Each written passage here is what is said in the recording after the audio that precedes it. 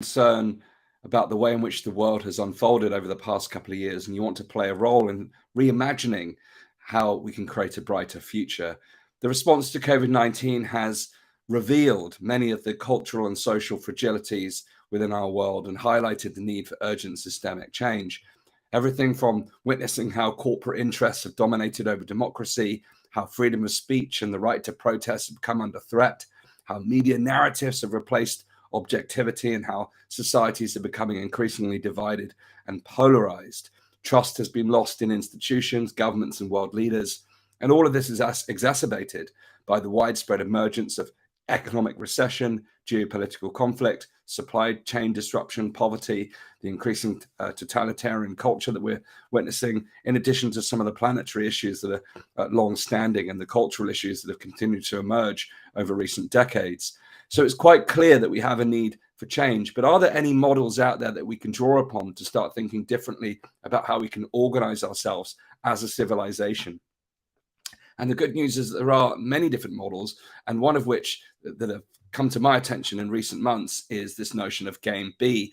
And if you saw our episode yesterday, we gave a short introduction to the concept of Game B, but I'm delighted today to be joined by Jim Rutt, who's one of the pioneers of the concept of Game B.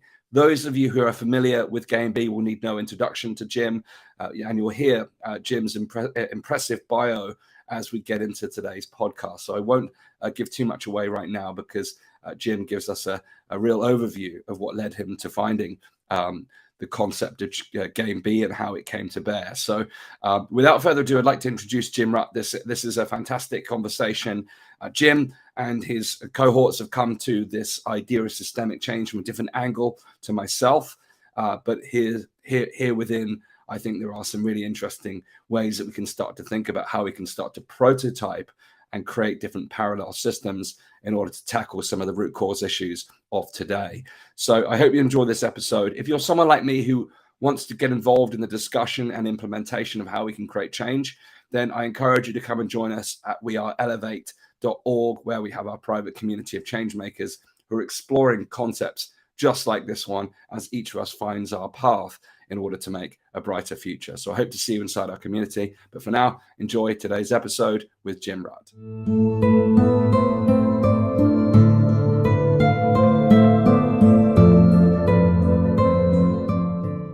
The journey to Game B. When we talk about games, we often think of winners and losers. And in the context of this conversation, we may well explore the concept of winners and losers as we address the question of what is Game A and what is Game B. Now, what are you talking about, Dan? Well, this conversation is about the current state of the world and the challenges that we're facing, and how we can evolve to find different ways of civilization design, systems and structures, guiding culture and philosophy, in order to transcend our current predicament that certainly by now most of our audience will have certainly some level of understanding that we're facing some interesting challenges, which we will describe as Game A for this conversation. Now, to unpack this very conversation, I'm delighted to be joined by Jim Rutt, who is a very significant proponent of the concept of Game B. And whilst you may have not come across the terminology of Game B yet, it's very clear that many of us are having conversations of this nature. And it's my hope that our conversation today will help provide some frameworks and context around how we can continue to explore how we can move beyond our current challenges. Now, there's some interesting facts about our guest today, Jim Rutt. He coined the term snail mail, I believe. It's been dubbed as we moved into digital mail. We picked that up from your Wikipedia. And previously known as the internet's bad boy, as noted by the New York Times. So I'm interested for some fun and games on our conversation today. He's the former CEO of Network Solutions, which was sold at the peak of the dot-com bubble and acquired, which Jim had been previous CEO of. He's been affiliated with the Santa Fe Institute since 2002, where he served as chair from 2009 to 2012. And more recently, he's been, as I mentioned, very, very active and driving forward this concept of Game B. So, Jim, it's a pleasure to have you here on the Elevate podcast. Looking forward to a fascinating conversation. Yeah, great to be here, Dan. Look, sounds like you're well prepared and ready to go. Well, Jim, I am well prepared, which is why I've got a slight curveball for you at the beginning of our podcast, which I semi-warned you about, but didn't give you any context. So I wanted to give you the reverse experience of a project that you're currently about to begin with your own podcast. And I want to begin, despite the introduction, by asking you, who are you, Jim Rutt? Who am I? That's a good question, right? Yeah, that's basically Dan's referencing a new series we're starting on our podcast. We're actually doing an experiment in 2 weeks where normally I very heavily prepare for my podcast, famously so, right? 10, 20, 30 hours per episode sometimes. And this, I'm not going to do any preparation. I'm not going to know who the guest is, right? And my producer has polled our listeners and got nominations, then done a poll and has tracked down somebody. And we're going to start off with, who are you? And I literally won't know their name until then. Anyway, I'm Jim Rutt. I'm a relatively old baby boomer, born in 1953, raised in a somewhat rough and tumble working class environment.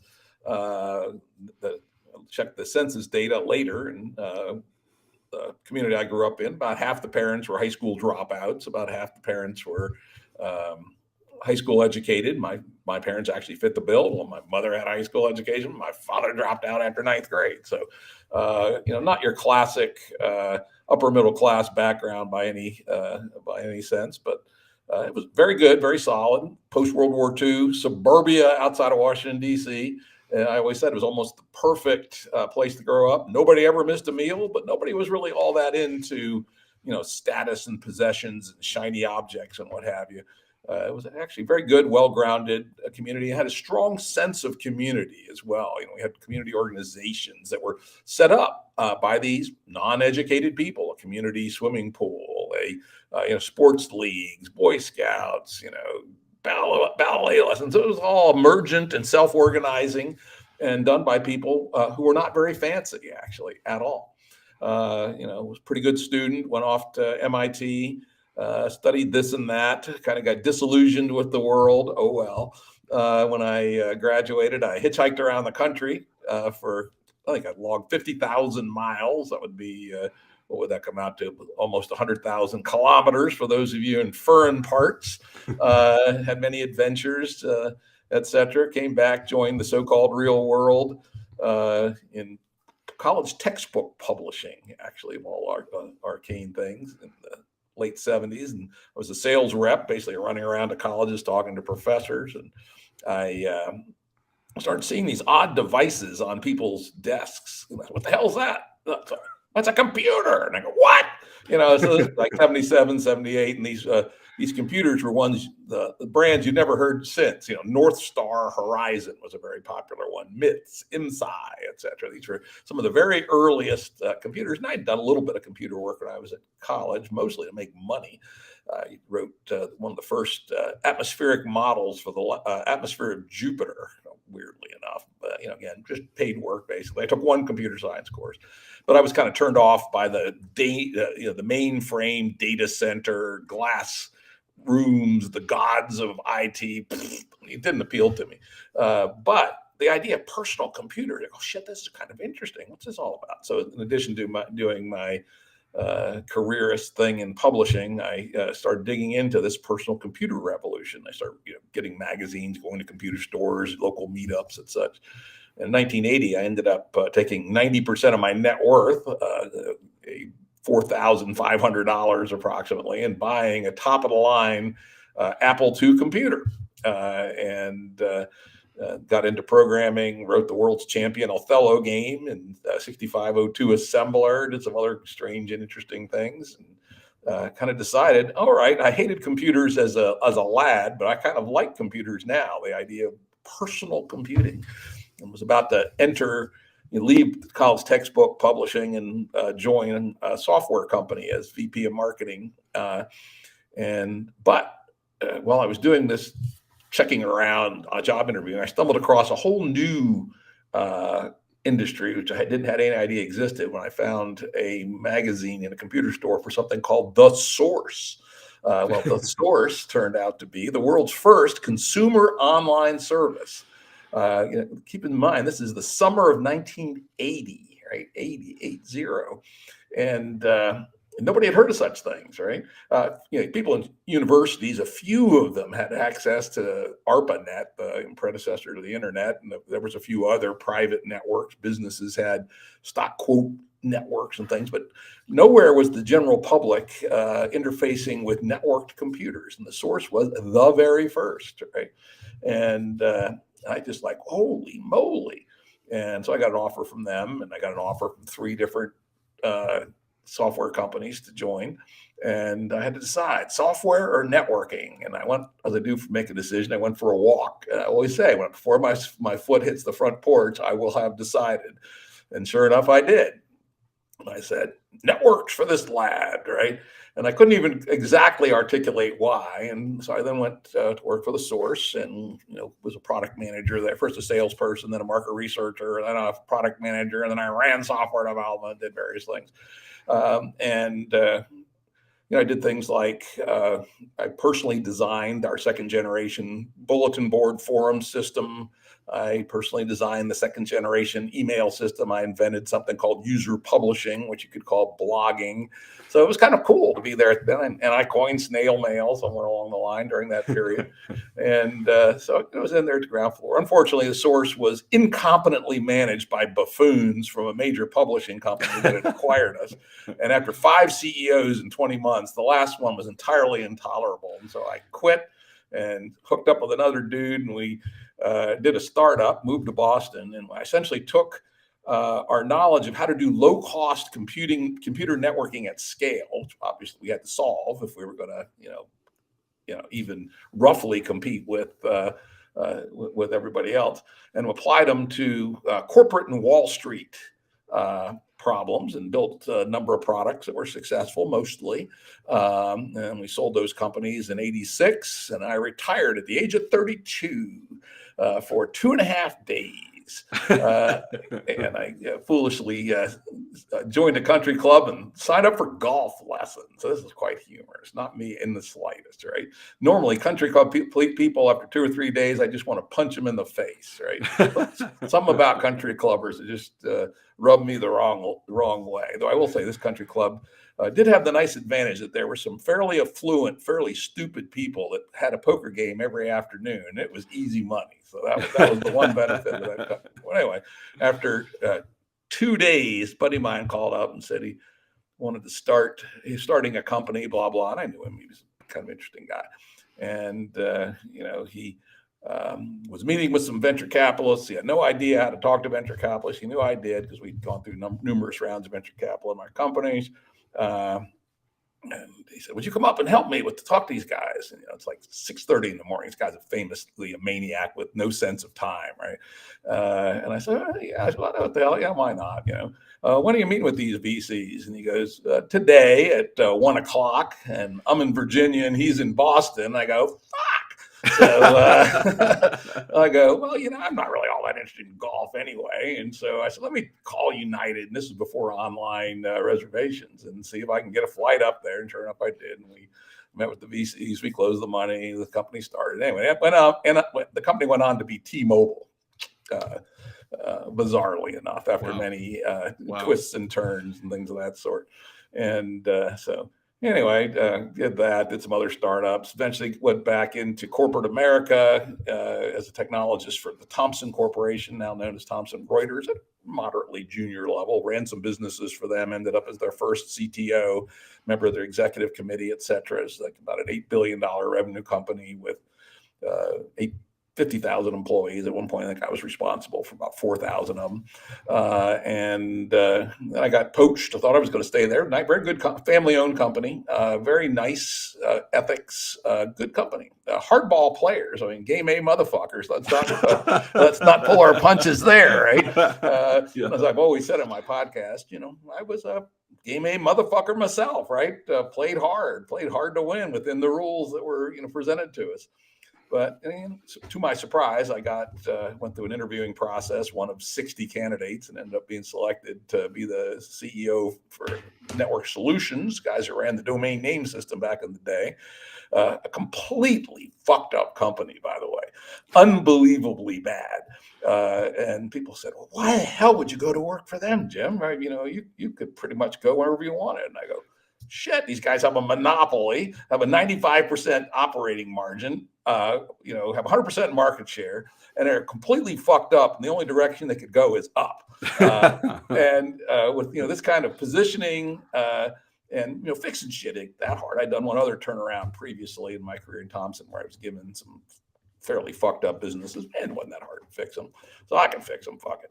And we did. And the company increased in value by 800% in 1 year. And my old Thomson training kicked in, and we went out and raised $2.2 billion, and may still be the largest internet secondary public offering ever. The company was already public, so this was the second public offering.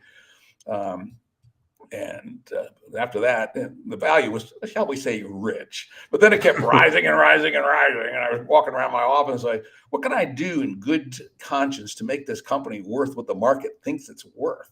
And after about a week of that, fortunately, my good Thomson training kicked in, where we bought and sold companies all the time, and said, well, if somebody else thinks your property's worth more than you do, what should you do?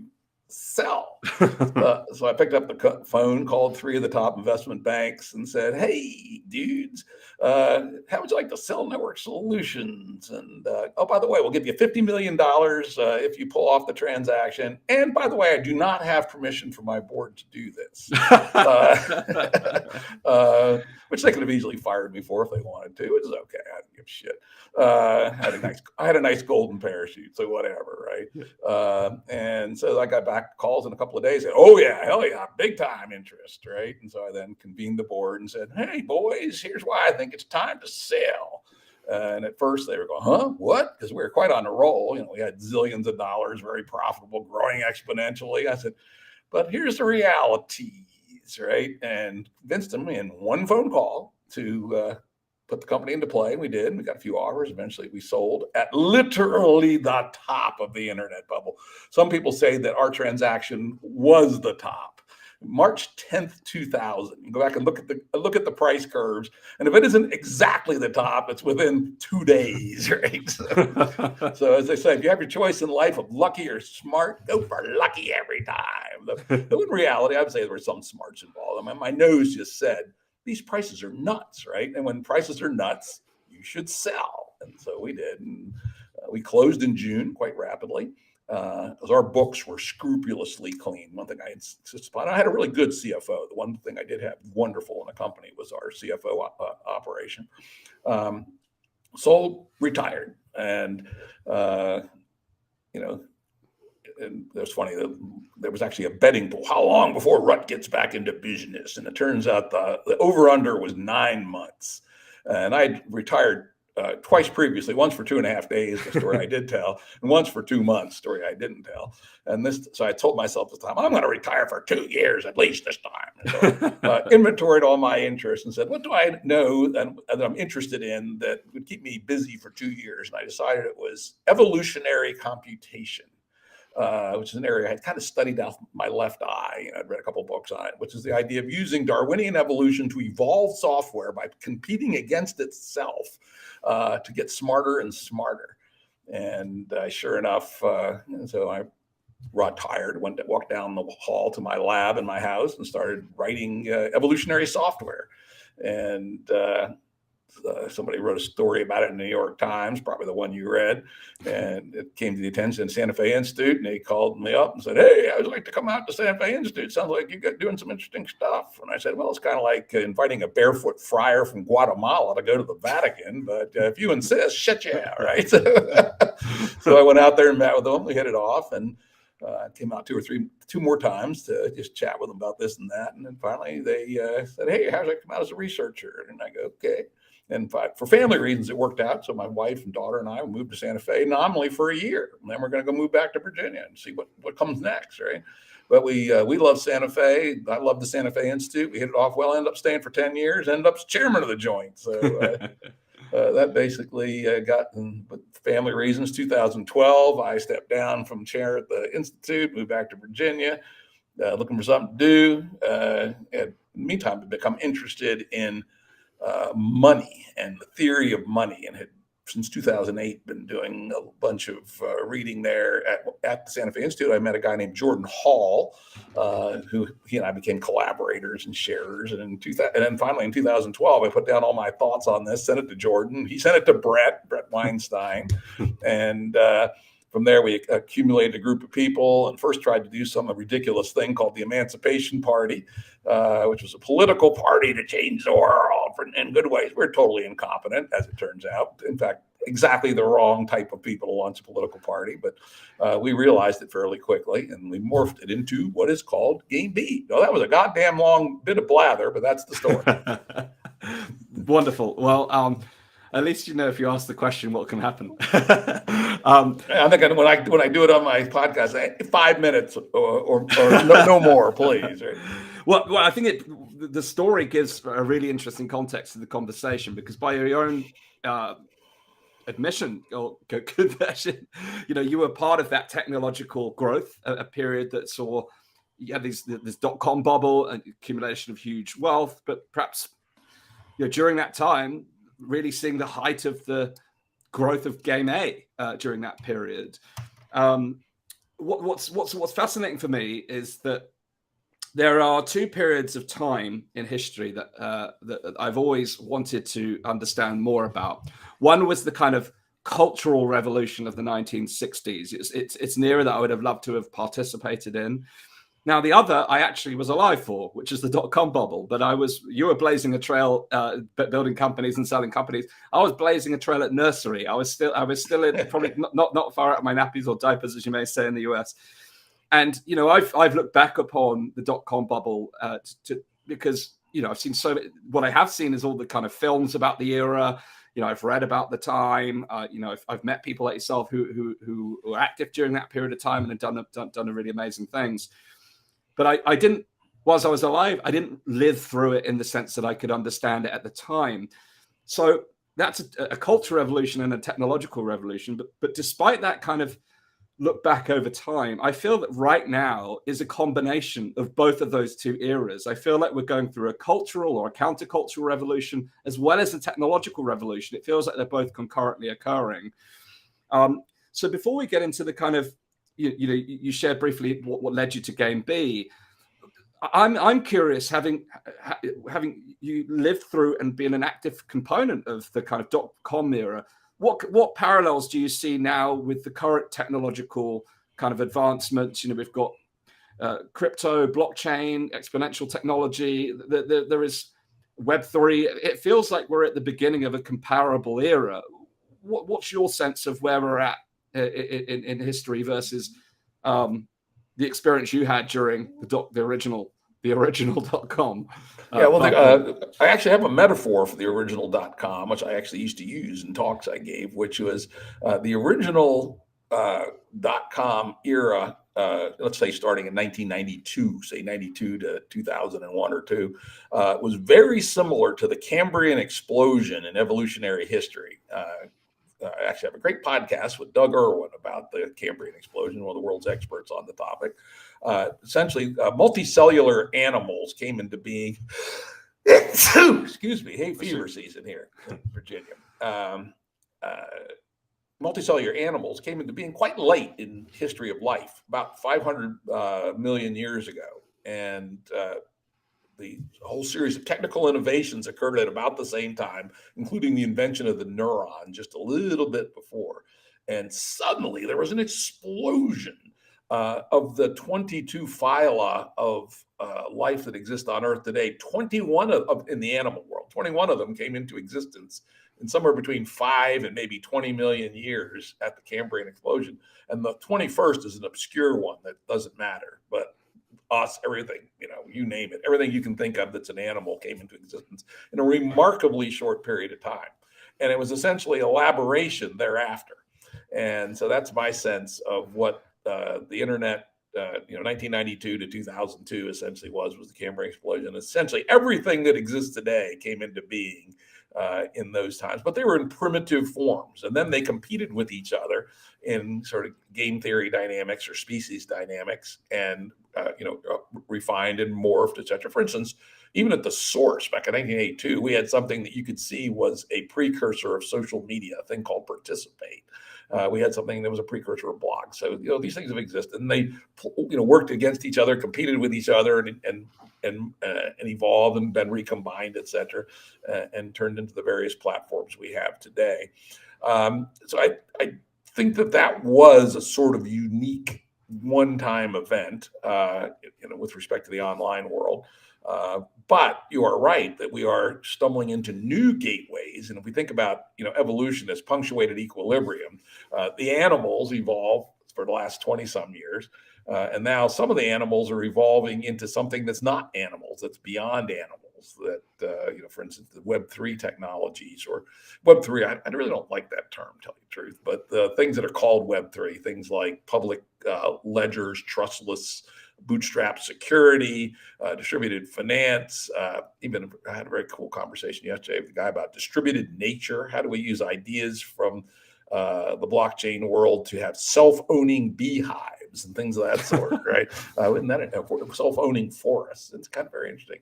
And then, of course, the other ones, the two big ones, probably even bigger than blockchain and all that, is AI and synthetic biology.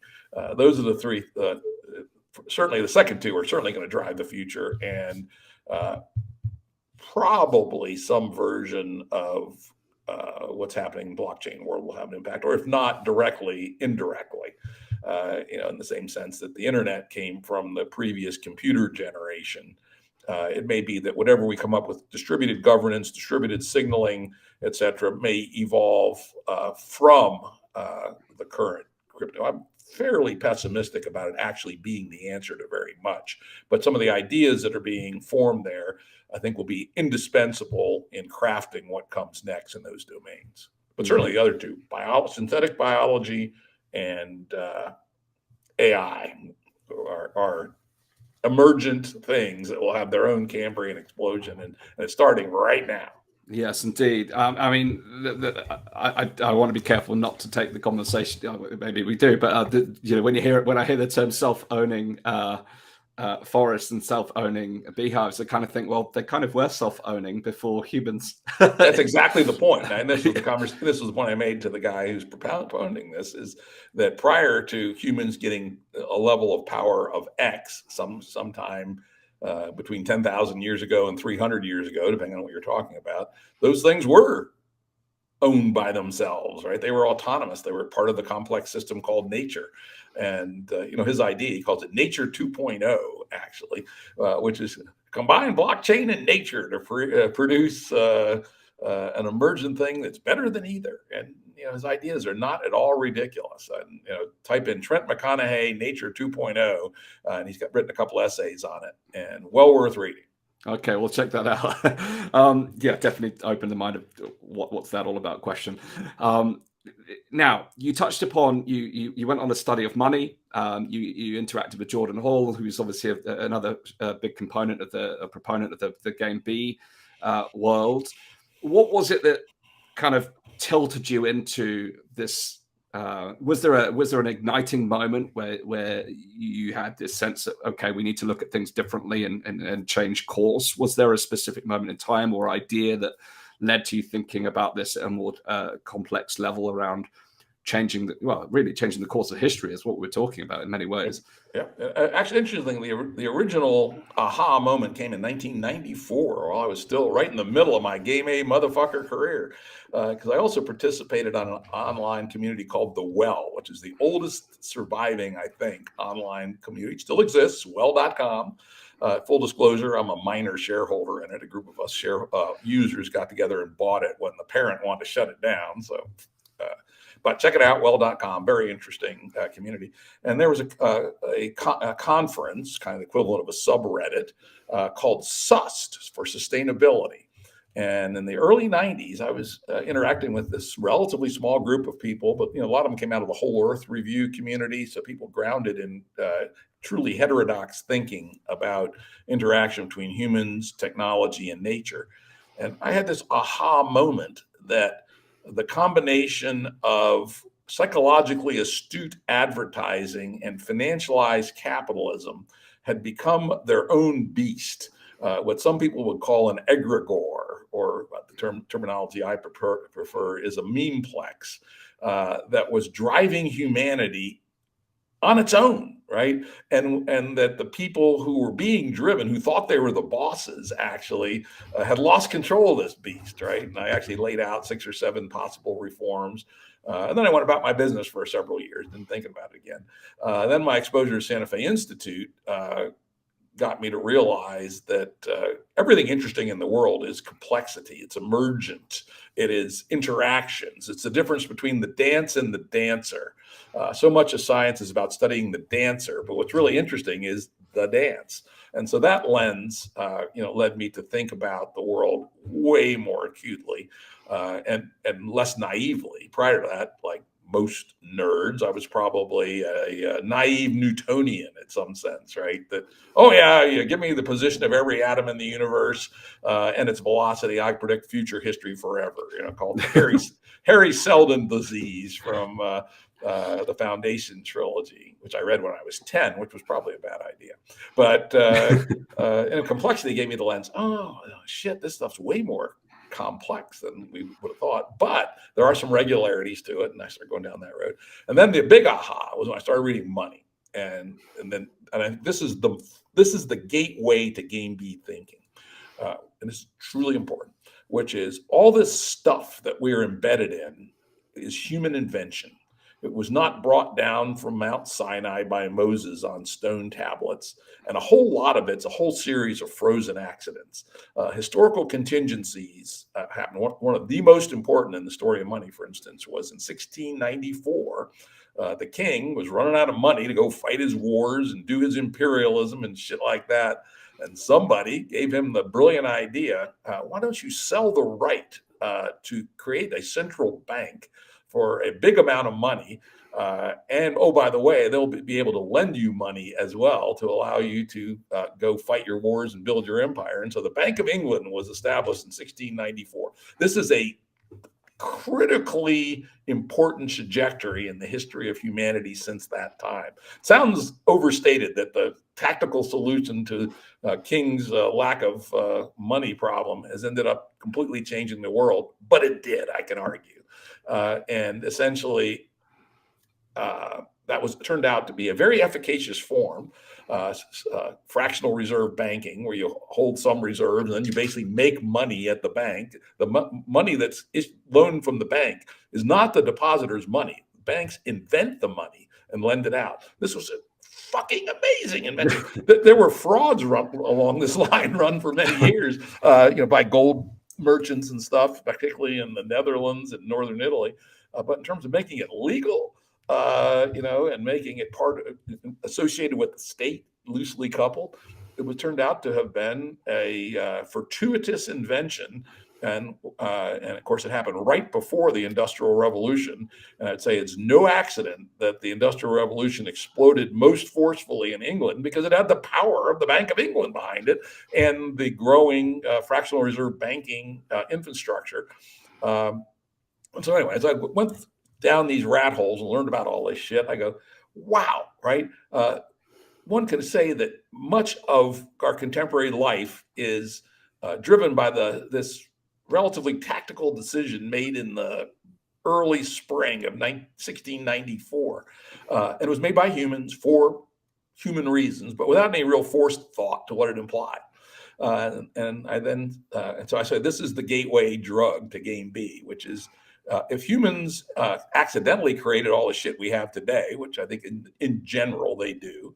I'm not a great conspiracy theory person. I'm more of a believer in the mafia rule, which is 3 people can keep a secret as long as 2 of them are dead, right? So not to say that conspiracies don't occasionally happen, but most of what happens in the world is not conspiracies. It's people reacting to the signals around them and making provisional accommodations to it in a self-serving fashion. And some of those become frozen accidents of history. The rise of the limited liability corporation is another one. It's more complicated, not as crisp, but there's no reason that you have to have limited liability corporations, even in capitalism, right? In fact, we had capitalism long before we had limited liability corporations. But you add that in, and very interesting emergent effect. They are very effective at what they do, right? A infinitely living sociopathic organization that has access to central banking, financial reserve credit is pretty fucking powerful. And guess what we have? A world dominated by limited liability corporations. Didn't have to be that way. And so once you realize that it didn't have to be that way, you say, well, since it didn't have to be that way, it doesn't have to be that way. And we as humans are responsible for our institutions, God damn it. And we should take that responsibility seriously, examine the institutions we inherited. Some of them are really good. Some of them are probably neutral. And some of them are probably had good reasons at the time, but have led to pretty bad places. And so I would say that was the fundamental drug. And I think Jordan Hall and I and a few others had all kind of reached that somehow by our own research. And somehow we found each other. And that was the genesis of Game B. Well, thank you for that. I think as you were talking, you mentioned the idea of the dancer and the dance. And I think I started to imagine also the dance floor and the auditorium potentially. And that you mentioned that as you were going through your career, you were doing it by virtue of the rules of the game at the time. And I think that point to me is the stage, because the dancer in many ways in modern dance will dance in accordance with the expectation of what the stage is set for, whether it's ballet or any other form of dance. So, and another guest, a couple of guests, recent guests, David Charalambos and Matthias Desmet, have both made these points, is that human beings will generally, by group dynamics and individual consciousness, will behave in accordance with the stage or the situation. It's hugely important. In fact, of all the things we've learned in Game B in 10 years, that is the most important. And I'm gonna tell it the Game B way, if you don't mind. Please do, yeah. Which is, so you say, all right, you see all this, and there's a different way to do it. Why don't we just do it? And here's why. Because humans are just, as you said, they're embedded in their institutional, the way we describe it is, they're embedded in their institutional structures. Fortunately, about 1%, or maybe a bit less, of humans are capable of making a true paradigmatic shift in how they think, irrespective of what their institutions think. These are the revolutionaries that change the world. And up till today, probably most of the Game B players are this 1% or less. And certainly the inner core of the Game B players and the adjacent, the peer-to-peer people, the regenerative ecology people, all these various other communities that we interact with and are all friendly with. We're all moving in the same direction. All the thought leaders are these 1%, I don't give a fuck sorts. But the vast preponderance of humans must be supported by their local culture and institutions. They resonate and get feedback from their neighbors, from how they're rewarded, from their paycheck. Their boss pats them on the head. All those things are what keep them in equilibrium with the current system. And they are physiologically not capable of making a paradigmatic shift that's in contrast to their institutions. So we're fucked here, aren't we? No, we're not. Turns out you get the 1% together, plus some fellow travelers who have ears to hear. So now we're up to the 2%. And we start to build the alternative institutional structures that provide the feedback that make it feasible for more people to transition to a true Game B or any other of these alternative ways of being, because they're getting the appropriate pats on the head. The signals they get culturally reinforce that what they're doing is congruent with what other people are doing. To your point, most humans are very carefully attuned to what the local culture says, and they do that. It's frankly why perfectly good Germans were guards at concentration camps, right? They were not evil people. They were just the 98% that goes with the flow. And the flow said, build concentration camps, kill Jews, right? Oops. Right. That should be sobering, right? That humans are that way. These are people that went home and played with their kids, patted their dog on the head, and listened to some Bach, right? And that's the way humans are. But fortunately, that also means that if the 1% can create the catalysis surface that will support the transition is the word, of the 98%, over time, we can actually move the system up to a tipping point somewhere between 3 and 15%. Fortunately, Game A is old and stale, and deep in their guts, everybody hates it. Even if they, wake them up 3 o'clock in the morning, they might admit it. Most of the time, they won't. But it's there, and so this is not like we have to defeat the Roman Empire in 50 AD. This is like we have to flip the Roman Empire in 465 AD. 5 years before the end. So we get somewhere between 3 and 15% of people transitioned via this method of the pioneers, the catalysis surface, building new institutions, allow people to transfer, and by the way, improve the institutions themselves, adding their own thing, because self-governance is very important. Then we can flip the system. So yes, we're incredibly hubristic, but I don't think we're exactly insane. Well, I just want to not touch on the insanity part, but touch on the pioneer part, because my prior podcast back in 2015, the Unstoppable podcast, we looked at entrepreneurship, innovation, and the characteristics of entrepreneurs that are able to lead great projects and bring things to life. And one of the distinctions I made, there was this apparent ability to do things with simplicity and with speed as two defining characteristics. However, over the last couple of years, what I've recognized is it wasn't so much.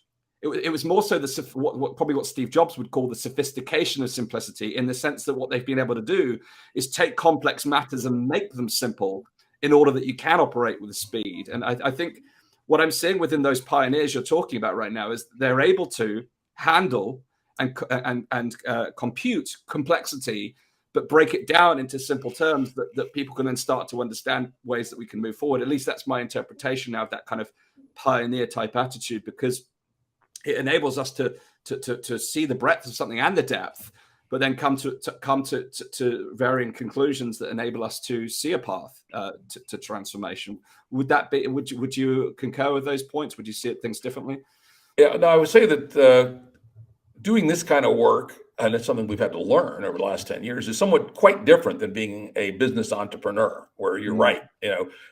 My style of business entrepreneurhood was cook it down, take ambiguity, remove the ambiguity by work, get more capital than you think you need, because you're going to need it, and punch really fucking hard, really fucking fast, and outmaneuver everybody by a speed, right?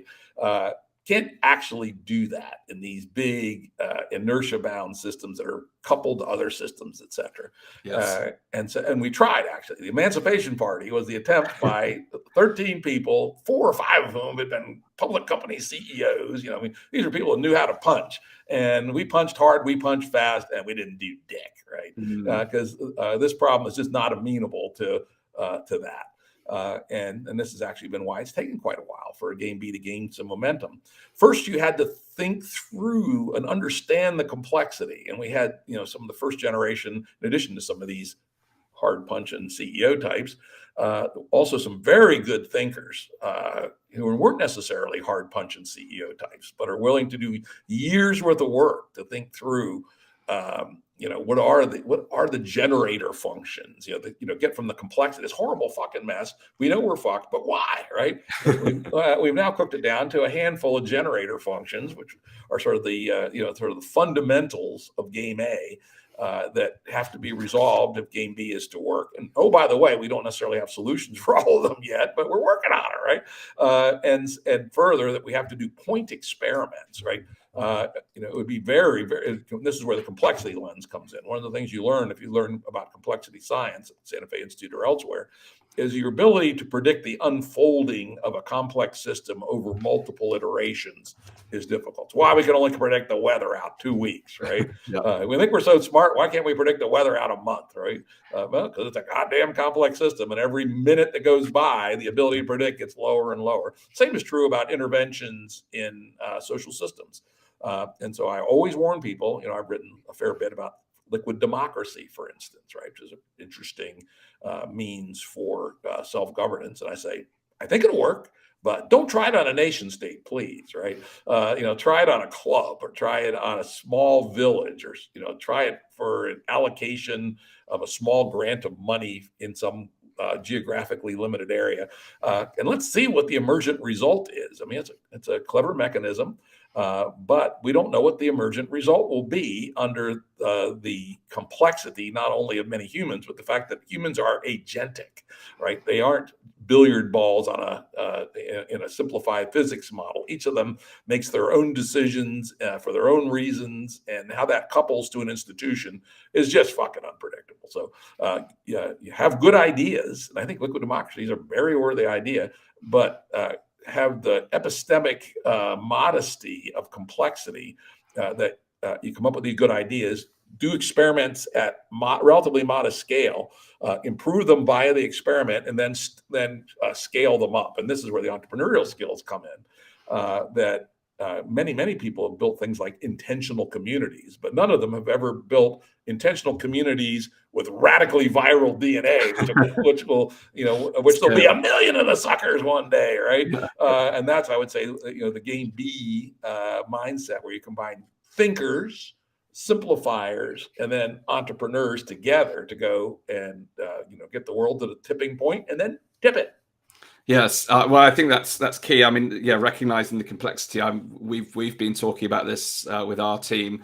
Reckoning even just looking at the issues of the pandemic that I mentioned we did for the pandemic podcast. You can look at the propositional level, the mechanistic level, whether it's science or politics, but actually then going to the structural level, the cultural level, the philosophical level. And getting through those depths and trying to bring a level of systems thinking to that is challenging. And one of our previous guests who's recently been on the show, they've just embarked upon a project to kind of do a kind of pestle style analysis of everything that's just gone before us, and they're looking at that complexity and recognizing it could take years to unravel what's gone on because of those interdependencies and the unpredictable second order consequences. So grappling with complexity, I'm right with you, and to me it feels more like art in that sense, is that you can take a lifetime to create a masterpiece, and I think that's really the essence of what I see Game B is particularly reading the journey to Game B and seeing the period of time that you're thinking over in order to create change. But you touched upon some of the kind of generative or causal factors within Game A. It might be useful just to define some of those key causative elements within Game A that you see as being responsible or catalyst for the kind of problems that we're experiencing today. Yeah, there's two that I think are worth pulling out. The first was the one I identified in my deep dive into money and then into finance. I've been involved in finance, building products for finance for many years, and learned a lot about finance. But I didn't really see finance for what it was until I went further back to the roots of money. And I came to the realization that, and this partially in '94 and then later in 2008, 2012, that one of these generator functions is what I call the inner money-on-money return loop. Everything we do is influenced by the money upon money, short term, meaning about 3 years at most, money-on-money return loop. Why are the ads that we see on Facebook the ones that we see? Money on money return loop. Why are the fashions we see in our stores? Money on money return loop. Why is there a change in the McDonald's lunch menu? Money on money return loop. This goddamn thing is driving the human race, and we don't have control of it. And until we are willing to say that, and the analogy I used in a talk I gave, I've given a few times, is the market is a brilliant thing. One of the human's great inventions. Money is a very important thing that we have a very much simplistic money system. But it should be the furnace that heats our house rather than a wildfire that's burning down our house, the woods, and the whole fucking world. And the fact that we have let this beast drive us rather than using this beast for our purposes is the first, and in my mind, the fundamental generator function of where we're at. The second one, I think the person who's done the best work on this is Daniel Schmachtenberger, who I talk to regularly. In fact, we had a series of confabs between some of the Game B, older Game B hands on this second one recently, which is the multipolar trap. And the multipolar trap is the position that you're in where you want to do the right thing, but if other people do the wrong thing, you're forced to respond. The classic example is the military-industrial arms race. Hard to imagine that humanity wouldn't be a shitload better off if our defense budgets were zero, right? Why are we in this goddamn thing where some significant percentage of all of our production is going to make bombs to blow up, or even stupider, put bombs to put in a warehouse to never bomb anybody with, right? But just to threaten people with. Well, it's because if your neighbor has arms, then you need arms, right? And if you buy arms, then they buy more arms because they want to dominate you. And so they need to have, you go back to, the pre-World War II period, there was, especially around fleets, there were all these negotiations between the Americans and the Brits and the Germans and the Japanese, that the way where it ended up was, okay, the Japanese can have 1/3 the size of the Navy of the U.S.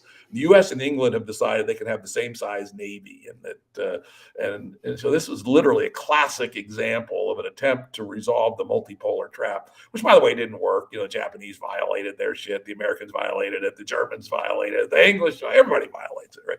So how do you actually solve multipolar traps is hugely difficult. The other example I give is a very simple one. Let's imagine the soft drink industry back in the 70s, where soft drinks all were sweetened with sugar, right? Around that time, a company called Archer Daniel Midlands came up with a process to make high fructose corn syrup very inexpensively, half the price of sugar or less. Most consumers can't tell the difference. I claim that I can. I'm not sure if I can, but maybe I can. And let's also stipulate that high fructose corn syrup is worse for you than cane sugar. There are some people that argue that it is. Some people argue that it isn't, but let's take the assumption that it's worse. One company did the innovation of getting rid of the corn syrup and replace it with high fructose corn syrup. The most expensive product in soft drinks is sugar. Actually, transportation is the most, it's basically just water and sugar that's moved around the country, right? But other than transportation, sugar is the number one thing. You cut the price of your number one ingredient by 50%. You have a significant competitive advantage against everybody else. You can underprice them. And yes, people have their brand loyalties between Coke and Pepsi and RC Cola, what have you. But if the price starts to move, the price competition is ferocious, particularly at the grocery store level. And if somebody has a cost advantage, they're going to start growing market share. And sure enough, the company that made the move first started growing market share. So what happened? Everybody else was forced to respond. And so there was a race to the bottom dynamic. That's the arms race is one form of the multipolar trap, and the other is like the military example. The other is the race to the bottom, where because one person did X gives them an advantage against everybody else. Everybody else has to respond by doing X, even if X is bad. Otherwise, they get fucked. And so there's two examples of sort of fundamental generator problems that we need to solve if we're going to escape from game A. Yes, well, the soft drink example brings a whole new meaning to mutually assured destruction, in the sense that it's mutually assured that we'll all be destructed. Our teeth, at least, and our health will be destroyed by this market dynamic. Now, the game B, then moving on to game B. What is game B then, in contrast to game A? What's the definition? Well, numerous ones, but actually I would say the core one is to create a civilization in which the highest goal is to maximize human well-being, not short-term money on money return, in a way that is sustainable with nature for 8 billion people. I would say in short, that's the definition of what game B would be.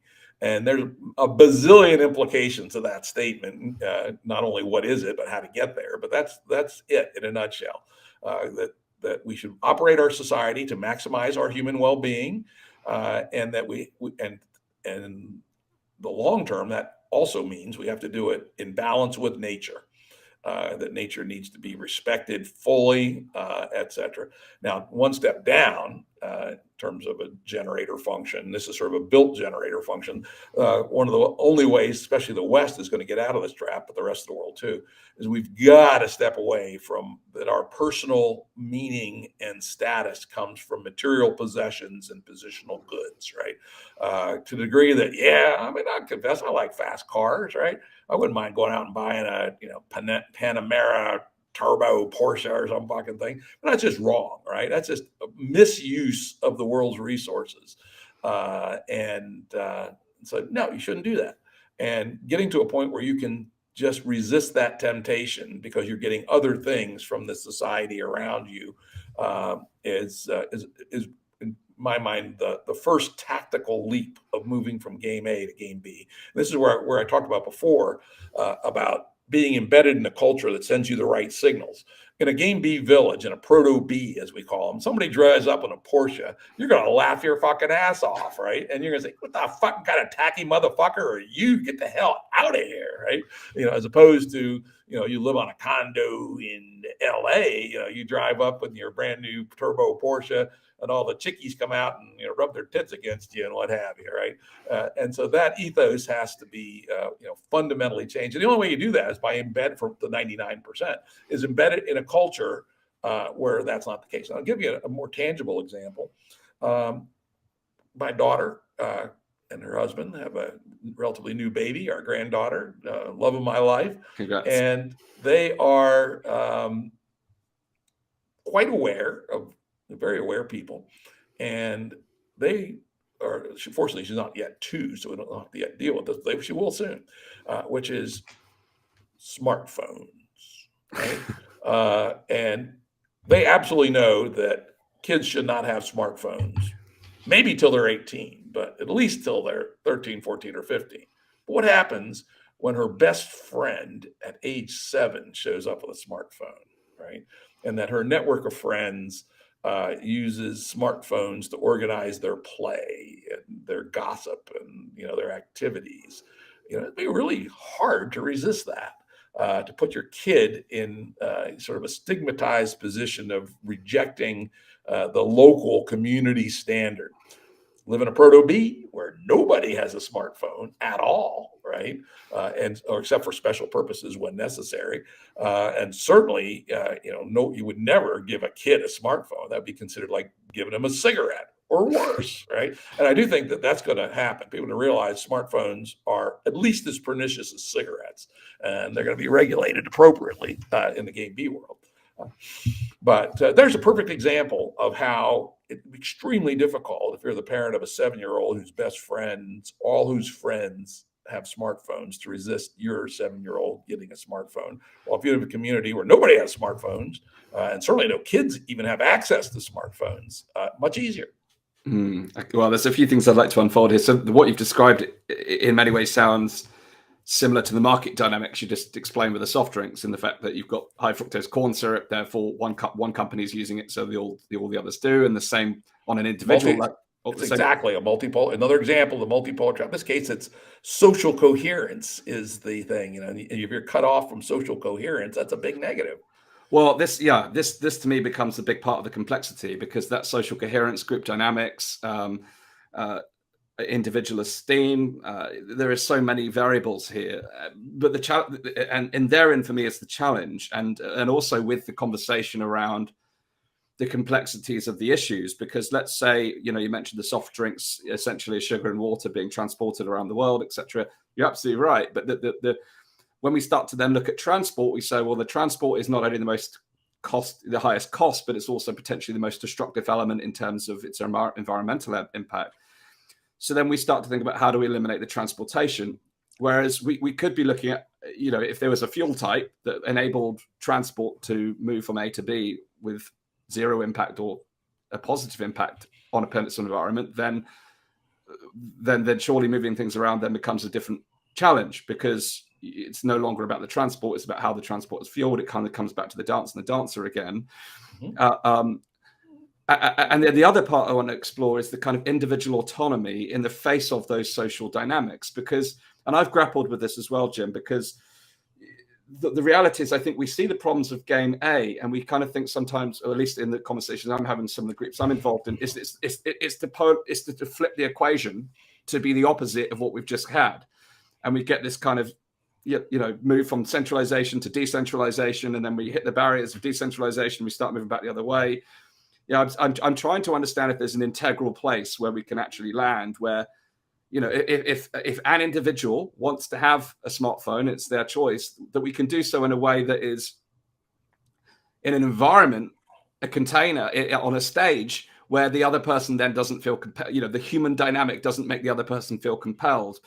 And to give a further layer to this, the success you've had in your career means that you've likely experienced some of those material gains yourself, or at least had the choice. How do we create a culture where individual flourishing, whether that's financial abundance, if they wish to pursue that, while simultaneously having social and planetary responsibility, rather than saying none of us are going to have this because it's damaging? How do we create that opportunity where autonomy, sovereignty exists?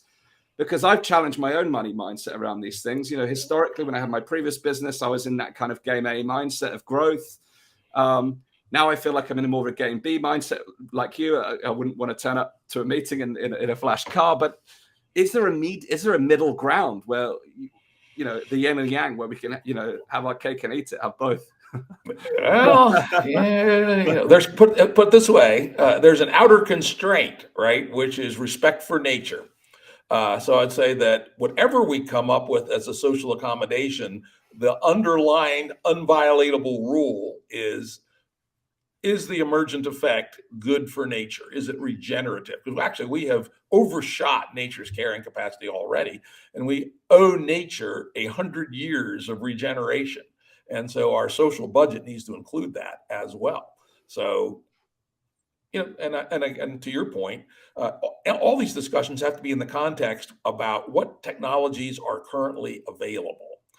Today, my analysis says Americans need to cut their consumption. Americans, Canadians, Australians need to cut their consumption of energy by about 75%.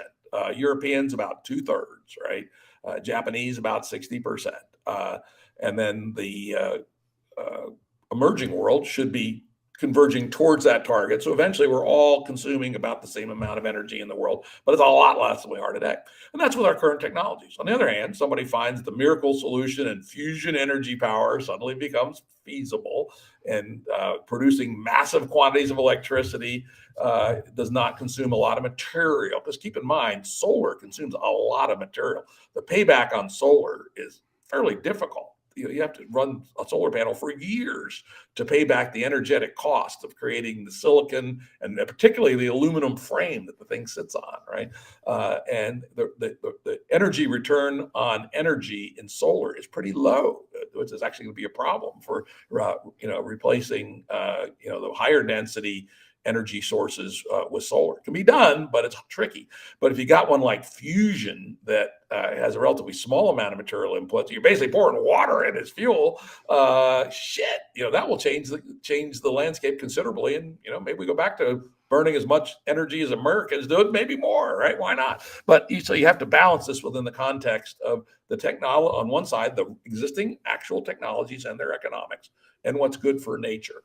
I kind of suspect that living in 10,000 square foot houses or 1,000 square meters and driving around in Porsches ain't going to cut the mustard anytime soon. But to your point about different people, what we absolutely do not want, and is a utopian vision, the equivalent of communism or Nazism or something, where we all have to believe the same thing and live the same way. That's been shown to be a shit show every time, essentially, right? And so one of the core game B ideas is coherent pluralism. So we have these coherence, like things I just laid out. One must operate in a way that is good, not just neutral, but good for Mother Nature, and is realistic about the current input-output matrix for our technologies. And you have to work within that boundary condition. But within that, there's lots of ways to go. So for instance, and our answer to this is subsidiarity, which is a doctrine we stole from the Catholic Church of all places, which is decisions should be made at the local lowest possible level. And so, for example, if we organize Game B society as Proto-Bs, say communities of around the Dunbar number, around 150, we've chosen that because history and anthropology and even some simulation has shown that at that level, humans can self-manage with minimal bureaucracy. They don't need blockchains, right? They just talk to each other. What a concept, right? We managed to do that for 200,000 years. We can continue to do that. So you build society up from units of 150. They may be in a big city, but people still have their official affiliation to their Dunbar, essentially. And each Dunbar sets its own rules, right? So one Dunbar, one Proto-B. In fact, I originally called them Dunbars, but somehow the name Proto, in my paper, I called them Dunbars, but somehow the name Proto-B has fixed. So we'll go with that. So one Proto-B says no cell phones till you're 18 at all, period. After 18, you can sign one out if you have a good reason, right? Proto-B 2 says, we're going to adopt the Game B telephone, which, by the way, is in my Game B Ventures book of cool businesses to launch, which is a smartphone that is locked down to only a few applications. And to add an additional application requires the permission of your personal board of directors, right? Which is 7 people that you've selected to oversee your own compulsion to play Wordle all day, right? So that's that example. And then the third Proto-B is, more libertarian, says, well, people do stupid shit, but it's not our job to tell them they shouldn't. So the norms there are, hey, want a cell phone? Buy a cell phone, right? But the important point is that you can set inside the membrane of the Proto-B, you can set pretty much whatever you want. You want to be a bizarre religious cult? Sure, give it a try. You want to be, anything you can imagine that doesn't violate the coherence rules can be allowed within the Proto-B. And then there's protocols. So we have membranes and protocols by which, because we're not hippies, we don't live in mud huts, right?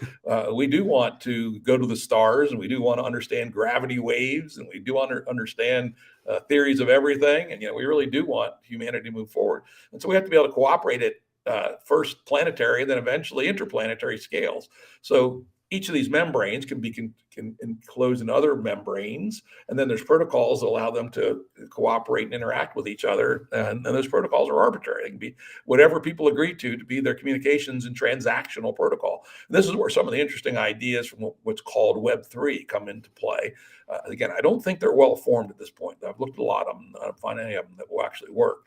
But some of the ideas are pointing in the right direction on how you can have emergent self-organization at different scales. For instance, the Proto-Bs can do transactions with each other, and the individuals within the different Proto-Bs can do transactions on different protocols. And then you have Game B Ventures, which may overlay 3 different Proto-Bs, plus some people that aren't in any Proto-Bs, and that's another membrane. And those membranes operate with other ventures and couple to Game A through a protocol. So anyway, I wouldn't say we have the answer to your question, but we have an approach that allows fairly large amounts of pluralism, so long as you don't violate the coherent core. And I do believe that over time, people will learn from each other, so-called horizontal communications. And if it turns out no cell phones at all, it produces a better way of life, more Proto-Bs will adopt that, and more new Proto-Bs will build that into their constitution. Turns out the libertarian, completely libertarian, do what you want, one works better, there'll be more of those, or there may be both. It may well be that there's, a whole plethora of varying Proto-Bs.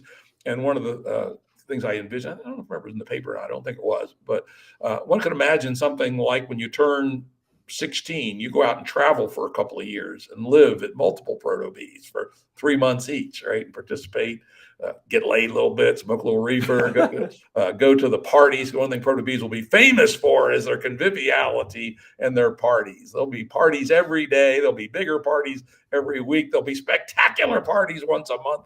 There'll be ridiculous parties once a quarter at the solstice and the equinox. And annually, there'll be a party to end all parties. So anyway, you'll travel around, you'll sample the life, and let's say in 2 years, 8 Proto-Bs. And then you'll decide whether you like your home Proto-B better, go back there, or you like one of the other ones that you saw.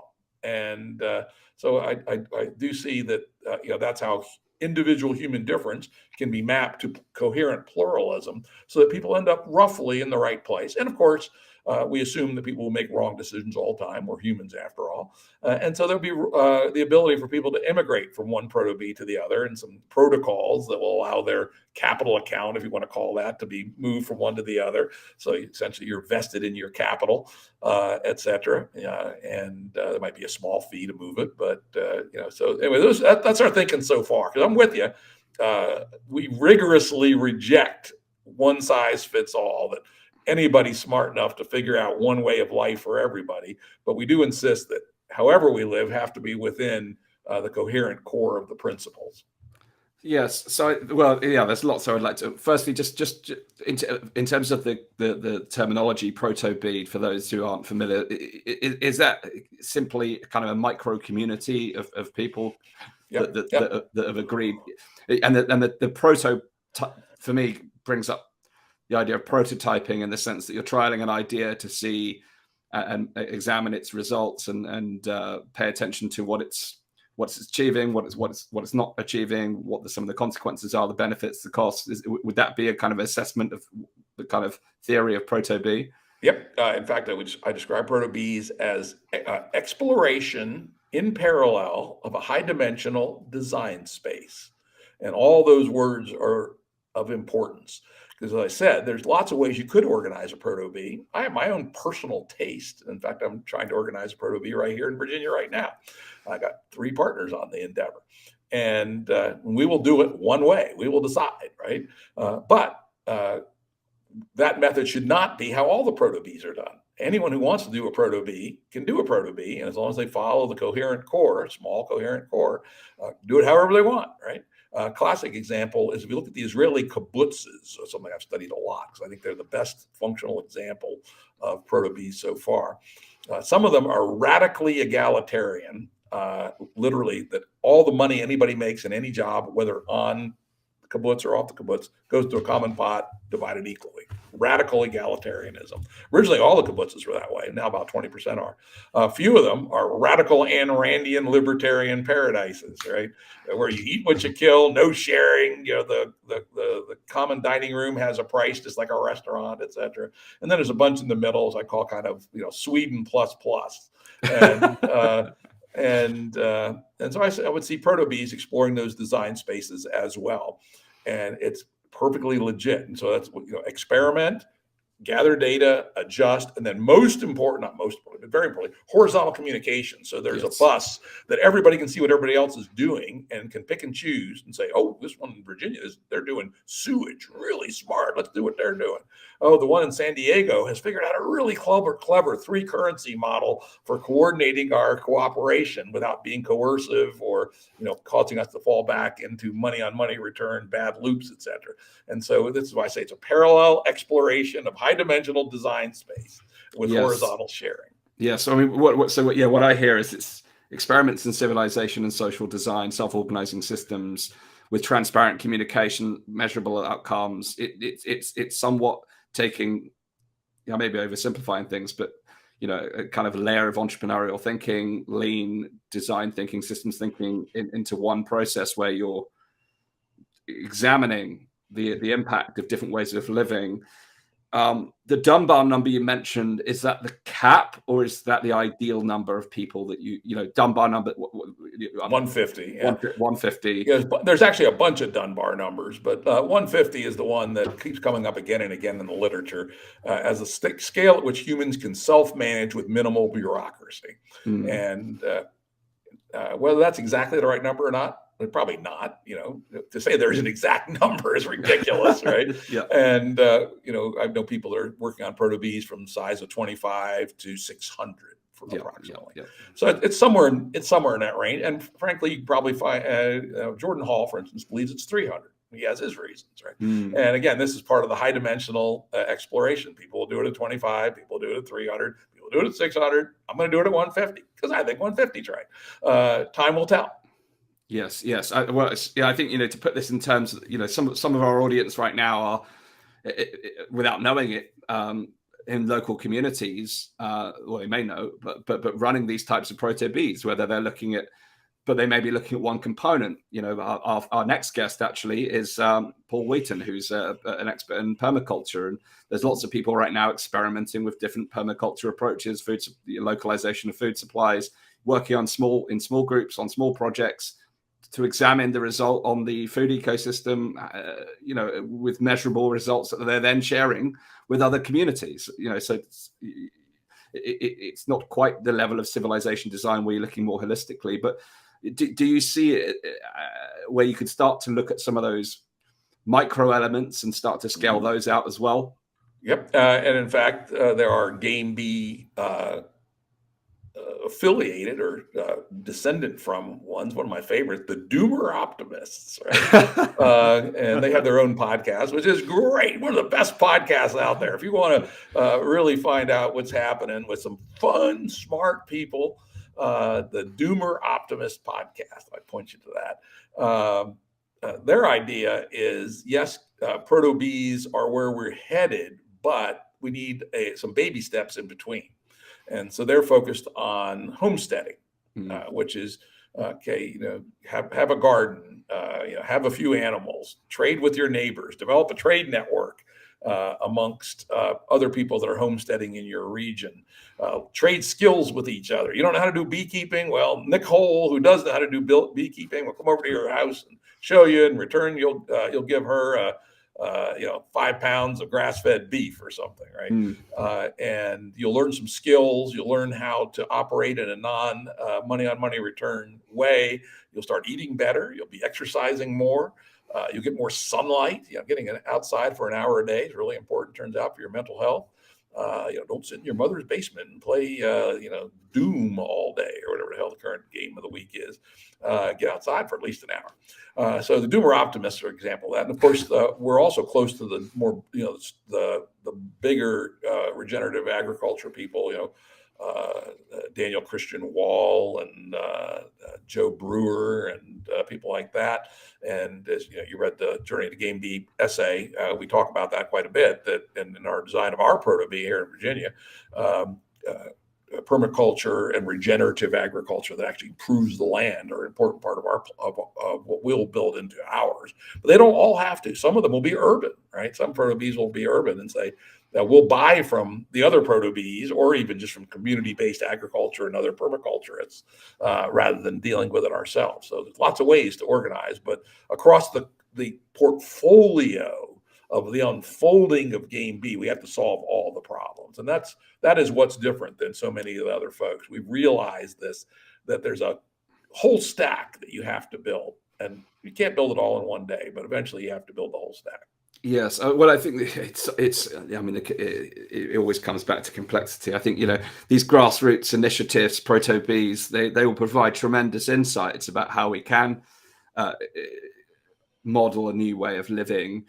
The difficulty is we had Dr. Rob Verkerk on recently, who's spent a lot of time in both the medical space, the healthcare space, and the environmental space, and he talks about this notion where people read about this healthy diet from a certain community, and then they try and bring that diet to their existence, thinking that they live till a certain age, they live a very healthful, vivacious life. Well, if I just follow this diet, then we'll be healthy. But he challenged that thinking on the basis that a lot of that food is often sourced locally, and that food is native to that area. Therefore, it has specific nutrients that you wouldn't be able to replicate if you were to grow those particular products in your own area. They also have different cultural factors. They may live in larger family units. They may have a different environmental factor. There's all these variables. Absolutely. That is far beyond the diet alone. Yet when we look at things in single variable format in that such a way, we may look at what a Proto-B has achieved and think, well, we'll marry that over here,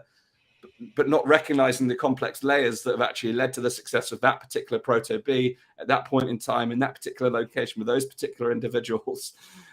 How do you, if there's trying to find a synthesis about what is, how do you manage for those layers of complexity when there are so many variables and so many, but also so many unknown long-term consequences, positive and negative? Yeah, it's a damn good question, and I will say, damn good question, young fella. Right, and we're working on the answers. We don't have, but I do think the idea of coherent pluralism is important, as is horizontal sharing and is a complexity lens. Right. So if you're starting a Proto-B or a group of your friends want to come together and do it, and say, all right, what's been learned so far? Right. Understanding the fact that you say that you probably don't just want to clone this one and bring it here unless you're very, very similar in high dimensions with over there. But you want to look at what they're doing and probably look at what other people are doing, pick and choose, blend, try, and then adjust. The point about diet is somewhat true, though I think there's a lot of magical thinking about that as well. One of the things that I personally reject is magical thinking. And so, yes, there are some micronutrient differences, but I can guarantee you that if you live on a diet of the people of the Republic of Georgia, as opposed to going to McDonald's for 2 meals a day, you'll live a lot longer. Yes, you may not live as long as the people in the Republic of Georgia, but you'll do a shitload better than eating Big Macs twice. That is true. He would agree with that as well. I can introduce him. You can debate him on the show. Exactly. But there's other ones. There's genetic overlays, for instance. People who have been meat eaters for 50 or 100 generations probably still need some meat in their diet, while people who've been vegan for a couple hundred generations probably don't. We certainly know that people differ in their lactose tolerance, for instance. And so there's probably some ethno differences as well that need to be understood and respected. Yes. It always just comes back to, my goodness, the complexity. Ain't nothing simple about this shit, right? And if anyone's giving you a simple answer, run, right? Yes.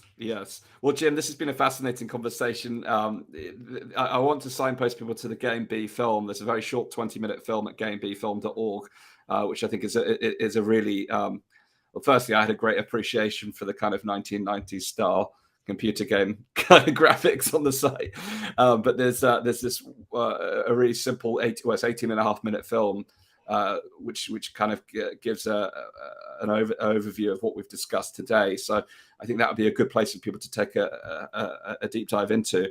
In terms of other resources that you'd recommend, Jim, for people who are looking to explore this concept further, where would you suggest people begin? Yeah, I would say look at the film, and if you say, who are these crazy fucks, then just run. But if you say, I'd like to learn more, the thing we recommend is first find the others, right? Playing Game B is a team sport, and the others are getting together at www.game-b.org. Thousands of them there.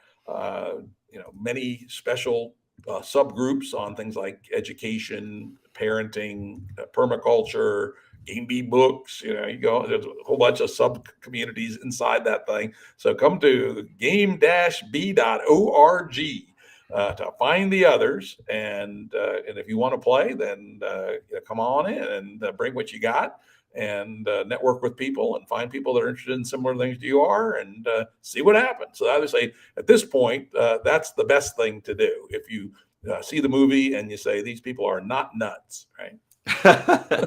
Well, thank you, Jim. I'll also add the link is probably not useful for me to put in the on the screen, but there's one of my first introductions was your article on Medium called A Journey to Game B, which is what we've referenced this podcast as. We'll put the link inside the show notes in the comments for people to take a look at that. That was, I think that's a very good written overview. I think it was begun in 2020. The film gives you a kind of simple overview of that. I think those are two resources that I found particularly useful, but agreed that the Game B game-b.org website, which is on the screen now, you can also check that out. So, Jim, I want to thank you for a hugely fascinating conversation. This is something I'm very, very keen to continue exploring, how we can design a better civilization for humankind that lasts a lifetime. I've got an 8-month-old son, and I'm always referencing, a lot of my inspiration comes from wanting him to grow up in a different state of the world. And there's lots of us now looking at things from different angles, different lenses to understand how we do that. And Game B offers certainly a model for people to have a look at that that offers some frameworks and modes of thinking in order to tackle these things, but also some very practical, action-orientated approaches that people can take. So, Jim, I want to thank you so much for your time, energy, humor, and inspiration on today's conversation. Thank you for all the work that you're doing in the Game B community, and it's a pleasure sharing the mic with you today. Yeah, it was great being here. You obviously have got your head into the game here, asked great questions, and I really enjoyed being here. Thank you. And for our audience, as you'll know, on the Elevate podcast, we're exploring lots of conversations like this about how we can build a better future. And if you aren't already on our mailing list, please just take a moment of your time to head over to danastingregory.com/podcast. We'll keep up to date with our latest conversations just like this one. Some of the people that Jim has referenced during this conversation, Jordan Hall, Daniel Schmachtenberg, you'll hopefully be hearing from them very soon on the show as well to expand upon this conversation. So please do make sure you're on our mailing list to hear the latest on that. Thank you again to Jim, and thank you to our audience. And please do share this conversation so that we can involve more people in the future of tomorrow. Thanks so much. I hope you found today's conversation with Jim Rutt thought-provoking. It's been fascinating to learn about how different people have gone about creating the idea of how we can move towards a brighter future and how we can create systemic change. While we may not all agree upon the methodologies and the means of which we attain these types of changes, I think it's fascinating to start to learn about the different models and structures that are available to us and frameworks that we can start to piece together some of the solutions and even prototype, as you heard within today's conversation with Jim, about how we can start to create those initial steps of change and how we can create the variables that and measure those variables to see what makes the greatest difference. So I'm always excited by conversations like these because they add further tools to the toolkit when it comes to tools of transformation. So I want to thank Jim for his insights with us today. If you're keen to understand how you can play your role in creating transformation in the world around you, then I invite you to come and join us inside the Elevate Network. It's our private community for activists, change makers, visionaries, ordinary people like you and I who are looking to make a difference in the world. We've got a discussion forum where we're starting to explore some of these wider issues and also starting to signpost and bring together solution providers so we can start to see what's possible in the world around us. So I hope you'll join us at weareelevate.org. And also, I want to signpost a number of key events coming up, starting this week on Wednesday with Eric Edmeades. We regularly hold member events with our podcast guests. We're joined by Eric, who's a world-leading expert on health and nutrition, to start talking about the keys to mastering one's own health. We've also got Professor Matthias Desmet coming up from the podcast, recent podcast episode of Matthias, our record most downloaded episode. He's joining us for a private Q&A. And we've also, at the end of the month, got a fantastic deep dive introduction into cryptocurrency and the financial reset. So you're going to want to tune into those events. They are private events for our supporters within the Elevate Network. So make sure you come and join us and check out our supporter program in order to enjoy these fascinating events. That's it for today. Thank you so much for tuning in. I hope you will hit the share button and share this episode with your connections and network. And if you haven't already subscribed to our channels, please hit subscribe on whatever platform you're watching or listening on. And it's our hope that we continue to enjoy this journey with you as we start to explore how we can create change in the world. Thanks again. I'm Dan Astin-Gregory. This is the Elevate Podcast.